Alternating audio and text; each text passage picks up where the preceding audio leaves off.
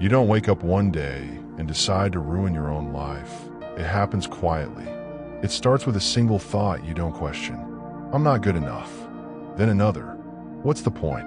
And before you even realize it, your mind becomes a place you don't feel safe in anymore. The real danger of negative thinking isn't that it feels bad. It's that it feels true. That's how it traps you. It doesn't scream. It whispers. And the more you listen, the more it sounds like your own voice. But here's something most people never stop to consider. What if that voice isn't you? What if it's just a pattern you've practiced for too long? Because your brain, for all its intelligence, is also incredibly lazy.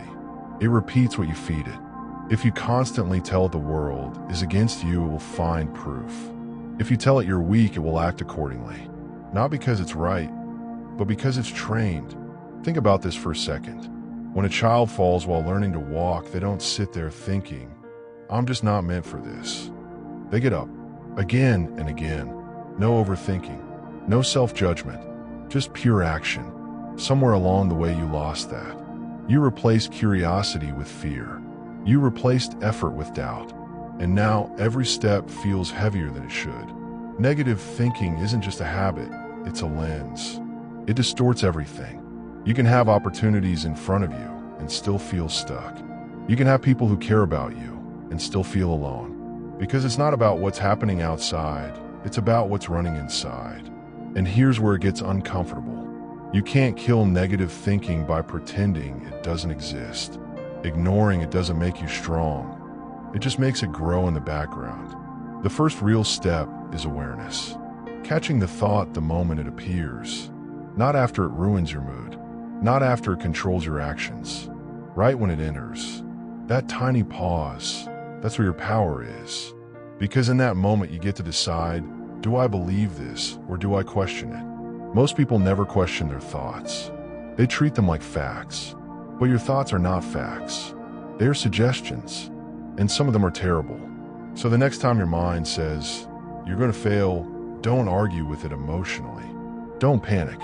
Just observe it. Almost like you're watching someone else speak. Interesting, my brain thinks I'll fail. That small shift creates distance. And distance creates control. You're no longer inside the thought. You're looking at it. And once you can see it clearly, it loses its grip. This is where philosophy meets reality. The ancient Stoics understood this deeply. They knew you can't always control what happens to you, but you can control how you interpret it. That's not just a nice idea, it's a weapon. But let's be real for a moment. This isn't easy. Your mind has been repeating the same patterns for years. You can't expect it to change overnight. There will be days when the negativity feels louder than ever. Days when you catch yourself slipping back into old habits. That doesn't mean you failed. It means you're becoming aware. And awareness is the beginning of change. Imagine trying to clean a messy room in the dark. You'd keep bumping into things.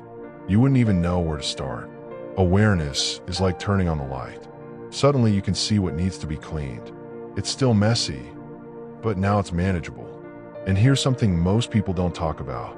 Negative thinking often feels safer than positive thinking. Because if you expect the worst, you think you won't be disappointed. If you assume you'll fail, you don't have to risk trying fully. It's a form of protection, but it's also a prison. You're trading temporary comfort for long-term limitation. You're shrinking your life just to avoid a little pain. And deep down you know that's not who you want to be. So instead of trying to be positive all the time, try something more real. Try being honest. When your mind says, I can't do this, respond with, I don't know if I can, but I'm willing to try. That's not fake positivity. That's courage. It's grounded. It's believable. And most importantly, it moves you forward. Because progress doesn't come from perfect thoughts. It comes from better ones. Slightly stronger. Slightly more useful.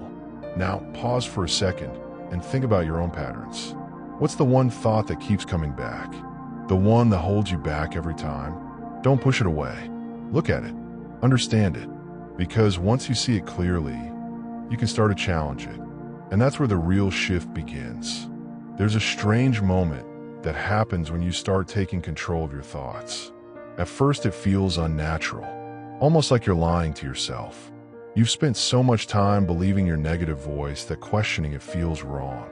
But that's exactly how you know you're breaking the pattern. Growth rarely feels comfortable in the beginning.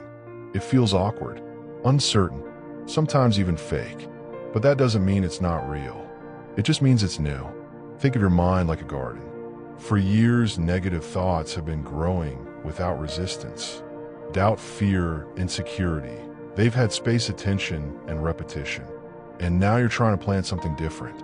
Confidence, calm, possibility. But here's the truth. You can't just plant new seeds and expect the old weeds to disappear on their own. You have to actively remove them.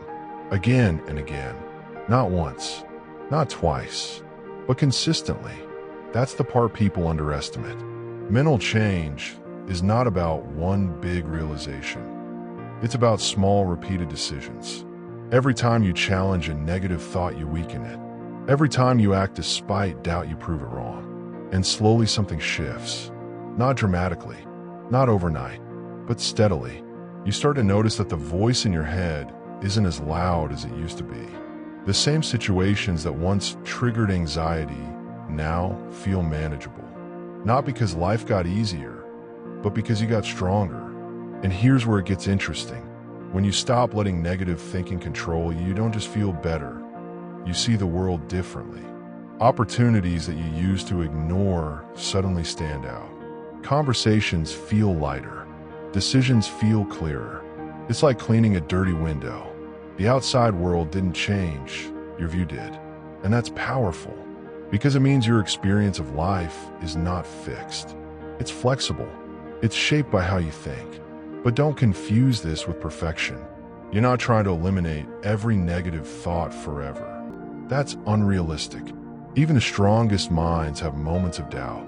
The goal isn't silence, it's balance. It's being able to hear a negative thought without being controlled by it.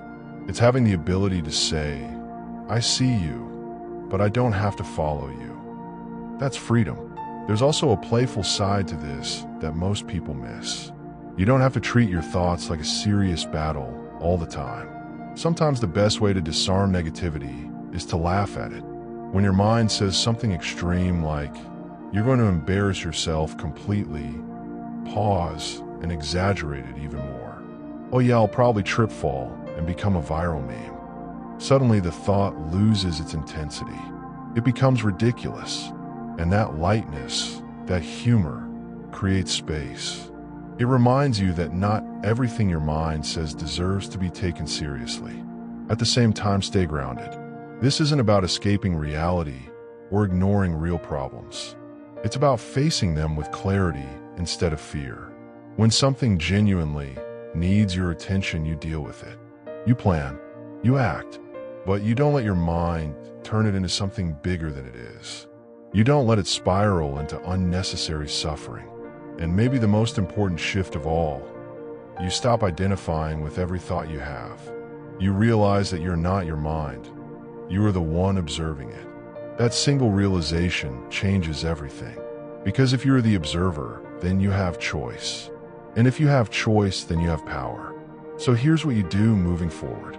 Start small. Don't try to fix your entire mindset in one day. Just focus on catching one negative thought, then another. Question them. Replace them with something slightly better. Act anyway. Repeat. It sounds simple, but don't mistake simple for easy. This is work, inner work, the kind that doesn't get applause, the kind that no one sees, but changes everything.